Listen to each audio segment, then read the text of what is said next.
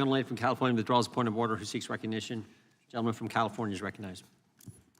Mr. Chairman, much as I don't like certain parts of the Mazars decision, it clearly applies in this case, and the committee is required to engage with the White House in order to seek an accommodation over materials held by a private party, as they were in the Mazars case, and seek to resolve this with the White House. So I would ask unanimous consent that we enter into the record your correspondence to the White House. No objection. Seeking to engage them to resolve this. And I thank the chairman for not objecting.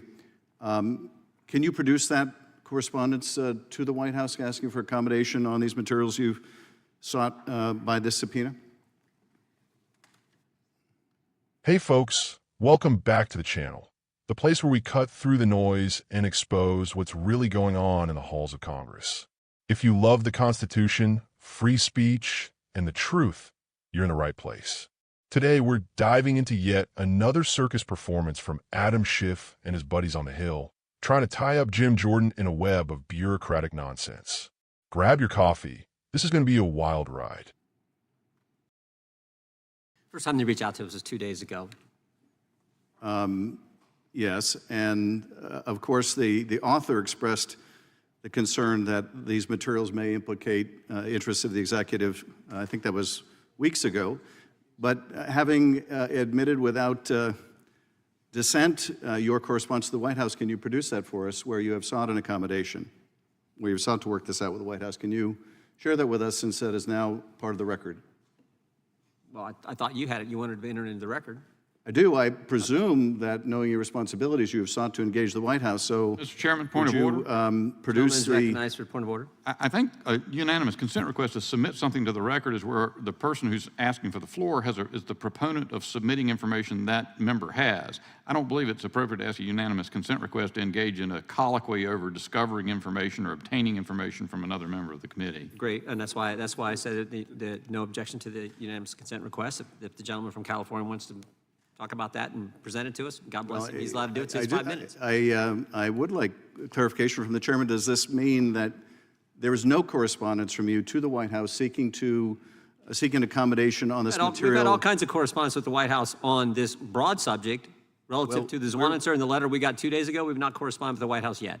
If we will, we may. That's a decision we'll make. And you have not corresponded with the White House seeking accommodation ever since the author who you are subpoenaing and seeking to hold in contempt articulated the view that there was executive interest and potential privilege over this material. You haven't sought to engage over the weeks since you received that communication? We have not engaged with the White House since the letter on the 25th of this month, 2 days ago. And prior to that time, did you engage the White House in an effort to obtain these materials? All kinds of engagements with our counsel and counsel, both I'm talking about the Justice Department and White House, with our counsel over the last several months relative to the special counsel this subpoena, Mr. Chairman. Did you engage with the White House at any time in the last several weeks since issuing this subpoena, the one you want to hold this witness in contempt for? Did you ever engage with the White House in an effort to accommodate, an effort to reach an agreement, an effort to prevent this from having to be litigated? Did you ever write any correspondence, make any call to the White House seeking to engage, seeking to get these materials that you're seeking from the author instead from the White House? Did you ever do that, Mr. Chairman? We're seeking documents from a private individual who, I might add, tried to destroy the evidence. I guess the question is, I guess the answer is no. Since 2 days ago. The answer is no. The answer is since 2 days ago, I'm not asking the question about since 2 days ago, although nothing prevented you. That's when they first raised the concern. Nothing prevented you from writing a letter within the last 2 days or reaching out to the White House before this. Now you want me to be clairvoyant and read the White House's mind and write a letter before they tell us something? Nothing prevented you from seeking these materials from the White House. California is known for months, Mr. Chairman.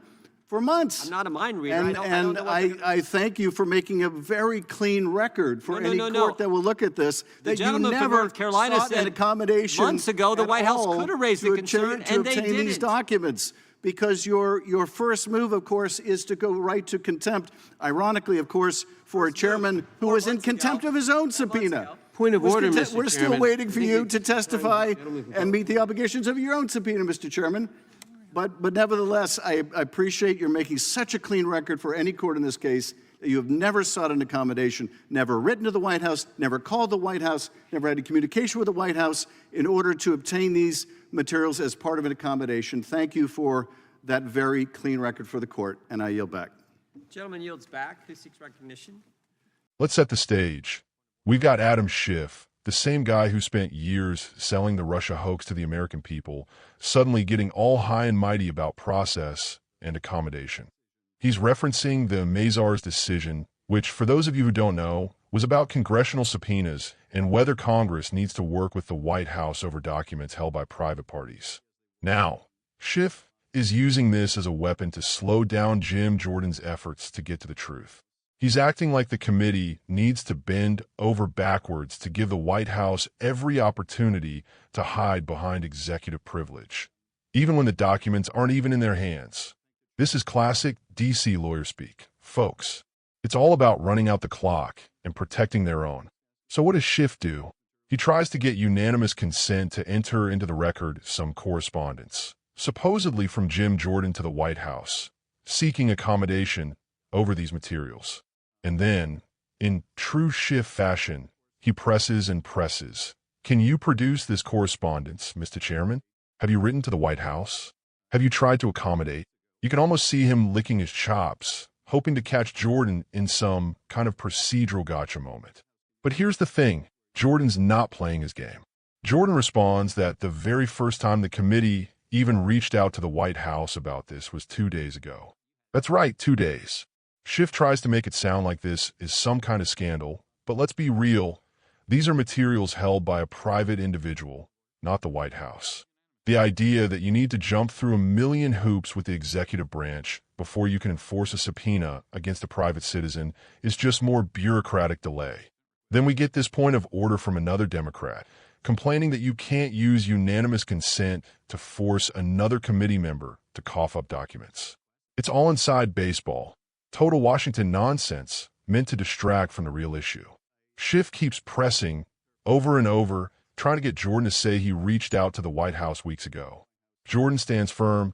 No, we haven't. We're dealing with a private individual.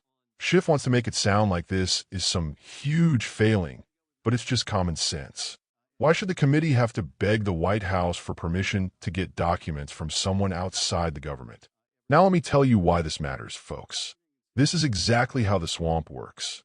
When Democrats run these committees, they issue subpoenas left and right. No accommodation, no endless negotiation, just brute force. But when Republicans like Jim Jordan start demanding answers, suddenly the rules change.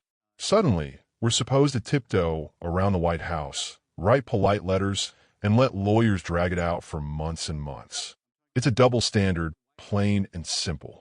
Schiff even throws in this little jab about how Jordan is supposedly in contempt of his own subpoena. That's rich coming from the guy who made a career out of leaking and lying. It's all about protecting their own, stalling, distracting, and muddying the waters so we never get to the truth. Here's the bottom line. Jim Jordan was elected to do a job. Oversight, accountability, shining a light on the corrupt practices in Washington.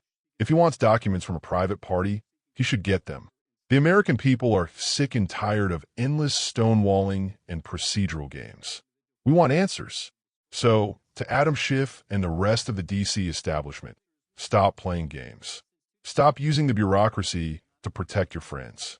If you've got nothing to hide, hand over the documents. Let the truth come out. And to Jim Jordan, keep fighting. Don't let these swamp creatures slow you down. The American people are behind you. If you agree, smash that like button, subscribe for more real talk, and drop a comment below. Should Congress have to jump through endless hoops to get the truth, or is it time to cut through the red tape and hold people accountable? Let me know your thoughts. Thanks for watching, Patriots. Stay vigilant, stay free, and God bless America